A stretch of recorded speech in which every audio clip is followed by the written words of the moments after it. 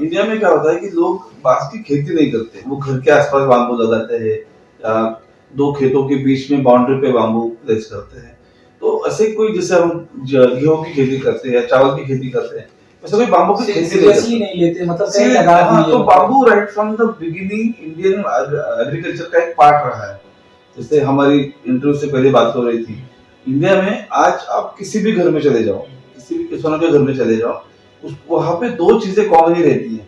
उसके घर में उसके पास एक तो एक व्हाइट ड्रेस होता है और दूसरा बांस का कोई ना कोई चीज कोई होता ना है। कोई चीज रखा तो हुआ, आपने भी यूज किया होगा बचपन में। एग्जैक्टली, तो वो उसमें क्या होता है कि तब हमको पता है कि ये चीजें, जो भी किसान है बाम्बू से परिचित है, उनको पता है। बस उसको हमने थोड़ा सा एक स्टैंडर्डाइज फॉर्मेट में लेके आए, उसको कन्वर्ट किया, क्योंकि जैसे इंडस्ट्रियल रिवॉल्यूशन हो रहा है तो रॉ बाम्बू को यूज नहीं कर रहा है। उसको अगर हम प्रोडक्ट बनाते हैं तो वो हमारे सबके लिए यूजफुल है, क्योंकि हमारा रॉ मटेरियल भी कंजम्पशन हो रहा है, हम प्रदूषण मुक्त भारत की तरफ बढ़ रहे हैं। और एक स्किल इंडिया, जो हमारे प्राइम मिनिस्टर मोदी जी का जो विजन है कि लोगों को ज्यादा से ज्यादा नई चीजों की शिक्षा दी जाए और उससे एक व्यवसाय जनरेट मतलब किया जाए। अपने ही देश के कोई रॉ मटेरियल को ले और कोई न्यू प्रोडक्ट, जैसे आपने बम्बू इंडिया से मतलब बम्बू से रिलेटेड प्रोडक्ट बनाया, इसमें काफी लोगों का फायदा है, किसान का फायदा है और मिडिलमैन का फायदा है, जॉब क्रिएट हुआ अपने देश में ही, और आपका तो चल ही रहा है अच्छा खासा।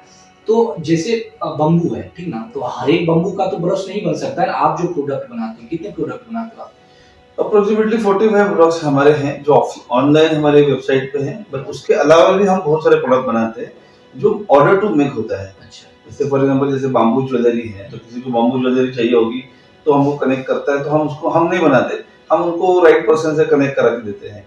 किसी को बाम्बू बाइसिकल बनानी है जो हम अभी नहीं बना रहे, हम उसको कनेक्ट करके देते हैं। तो हमारा काम ही वही है कि फिलिंग द गैप, जो गैप होता है या बिल्डिंग द ब्रिज होता है, कि हमको दो लोगों के बीच में एक ब्रिज बना के उनको वो चीजें मुहैया करवानी है।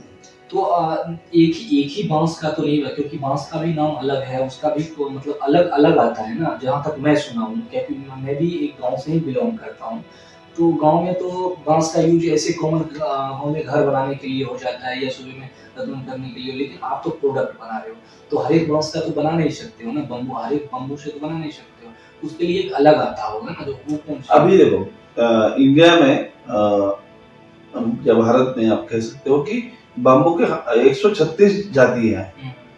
तो कुछ बाम्बू ऐसे है कि जो अपने उंगली के हिसाब से छोटा होता है, कुछ बाम्बू होता है 1-1.5 फुट का डायमीटर होता है।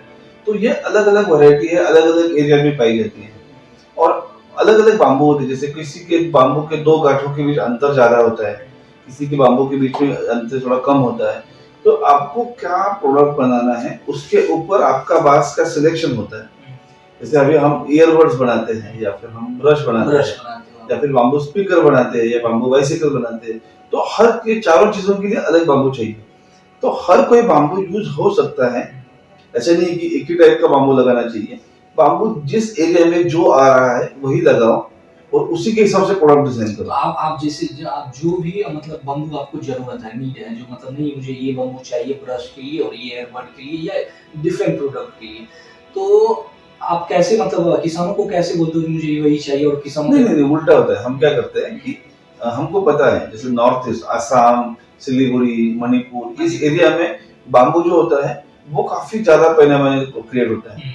उसमें वॉल थिकनेस जो होता है बाम्बू का वो काफी ज्यादा होता है।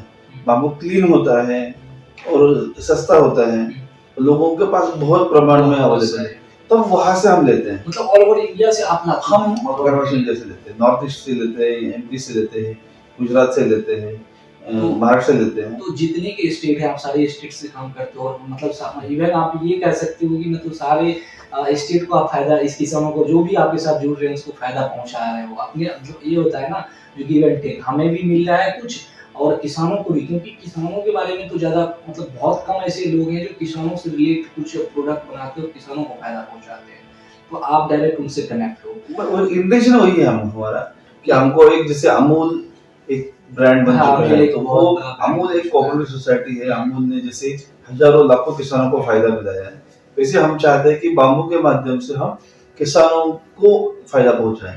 तो हमारे प्रोडक्ट अब जो भी खरीदते हैं या यूज करते हैं तो उसका एक अच्छा पोर्शन जो है, परसेंटेज, वो किसानों के पास जाता है, क्योंकि रॉ मटेरियल तो वही सप्लाई करते हैं। तो लाइक क्या होता है ना, जो पुणे में भी बॉम्बे में आ रहा था तो पुणे में भी देखा जो बहुत सारे बम्बू का जो ना ट्री है। तो पुणे का, बिहार हो या गुजरात हो, ये सारे स्टेट का जो बम्बू बम्बू होते हैं ये डिफरेंट होते हैं क्या, इनकी क्वालिटी डिफरेंट होती है? यस, तो देखो सिंपल है कि जहाँ जैसे जमीन होती है, जैसे पानी का सोर्स होता है, वैसा बाम्बू बिहेव करेगा। जैसे मैंने कहा कि 136 प्रकार के बाम्बू अवेलेबल है, तो जो बाम्बू असम में आता है वो पुणे में नहीं आएगा, जो पुणे में आता है वो एमपी में नहीं आएगा, ठीक है। तो अगर एक ही पौधा हम तीनों जगह लगाते हैं, एक ही स्पीसीज का, फिर भी तीनों का अलग अलग होगा। तो depends on the climate, depends on the moisture level, depend on the sunlight, वो चेंज होते रहते हैं। आप रिसर्च करते हो इस पे? इस पे हमारा काफी, मतलब हम नहीं करते, बट देयर आर अभी लॉट्स ऑफ ठीक है। इंस्टीट्यूट्स है जिनके रिसर्च पेपर अवेलेबल हैं, और अभी हम भी 6-8 साल से इस फील्ड में है, तो हमको एक आदत अभी पता चल गई कि कहाँ पे क्या